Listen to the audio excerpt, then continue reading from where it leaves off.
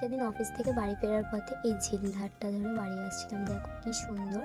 দুজনে একটু চা খেয়ে নিলাম রাস্তার ধারে দাঁড়িয়ে। এখানে চাটা না খুব সুন্দর হয় জানো। আসার পথে একটু চিকেন কিনে এনেছিলাম, সেটাই আজকে রান্না করব। দই চিকেন বানাবো ভেবেছি। তারপর বাড়ি এসে ডিনারটা তৈরি করে নিচ্ছিলাম। চিকেনটা আমি এখানে ম্যারিনেট করে রুটিটা করে নিচ্ছি। তারপরে আমার বর একটু আমাকে হেল্প করে দিচ্ছিল এখানে। কার কার বর এরকমভাবে হেল্প করে আমাকে জানিও কিন্তু কমেন্টে। তারপরে রান্নাটা অবশ্য আমিই করেছিলাম। আর যদি দই চিকেন রেসিপিটা লাগে তো আমাকে বলে আমি শেয়ার করে দেবো। এই হচ্ছে ফাইনাল রেজাল্ট আমাদের। ওদের খেতে দিয়ে দিয়েছিলাম।